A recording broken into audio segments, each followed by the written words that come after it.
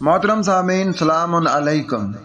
ناظرین، دنیا میں کتنے دانشور علماء ہیں جو صرف قرآن کی اتباع پر متفق ایک جماعت کے طور پر کام کر رہے ہیں، اور انہوں نے انسانوں کے عقلی ذہنی اندازوں کو ترک کر کے صرف قرآن کو اپنی ہدایت کا مرکز قرار دے دیا ہو۔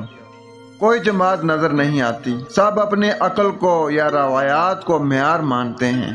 اس میں کسی قسم کے بھی شک کی گنجائش نہیں ہے کہ روایات کا جال بھی عقل مندوں نے بچھایا ہے، جبکہ یہ ایک طے شدہ حقیقت ہے کہ انبیاء عقل رکھنے کے باوجود ہدایت کے لیے ما انزل اللہ کتاب کے محتاج تھے۔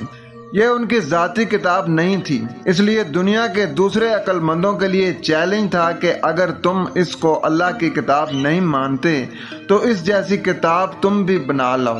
جبکہ تمام غیر اللہ کی کتابوں کا نظری، فکری اور علمی رد عقل کے باوجود قرآنی آیات کو معیار بنا کر کیا جاتا ہے۔ اب سوال یہ ہے کہ قرآن کی غیب کی باتوں کو عقل کے میزان پر عقل پرست کیسے پرکھیں گے؟ اگر عقل پرکھنے کی صلاحیت نہیں رکھتی تو اسے بغیر کسی تجربے اور مشاہدے کے مان لینا یہ تو اللہ کی آیات پر اندھے اور بہرے ہو کر گرنے والی بات ہے۔ اس لیے ہم یہ کہہ رہے ہیں کہ عقل وحی کی اتباع کے لیے اور آنکھیں بھی وحی کے مقرر شدہ راستے پر چلنے کے لیے اللہ نے دی ہیں۔ یہ مالک کو پہچاننے اور اس کی منشا جاننے کے لیے مخصوص آلات اللہ نے دیے ہیں۔ مالک نے اپنی پہچان اور اپنا تعارف اپنی کتاب میں بڑی تفصیل سے دیا ہے۔ عقل صرف اس لیے دی ہے کہ وہ اپنے حقیقی مالک کو پہچان لے۔ جب عقل مالک پر ایمان لے آئے کہ وہ ساری کائنات کا خالق ہے، جو وہ فرماتا ہے وہی درست ہے، وہ مالک ہے، میں تو اس کی غلام ہوں، وہ عالم ہے، میں طالب علم ہوں، وہ بینا ہے، میں اندھی ہوں، اس کے تابع ہوں، وہ نور ہے، میں ظلمات ہوں۔ اب یہ عقل مالک کے حکم کو نفع نقصان پر رکھنے کی بجائے اس کے حکم پر جان و مال دینا ہی کامیابی کی سند قرار دے گی۔ یہ وہ مومن ہے جن کے بارے میں 25/73 آیات مشعل راہ کا کام سر انجام دیتی ہے۔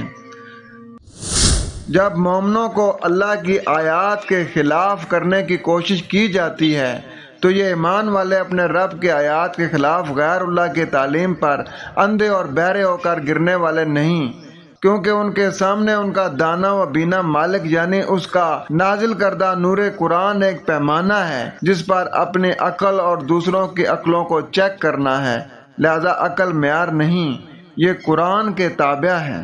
جب ہم پڑھتے ہیں سورت نمبر 25 آیت نمبر 43، اس میں مالک کائنات کا ارشاد ہے، اور آئیتا مانی تخذ الہہ ہوا افانت تکون علیہ وکیل، کیا آپ نے اسے بھی دیکھا ہے جو اپنی خواہش نفسی کو اپنا معبود بنائے ہوئے ہے؟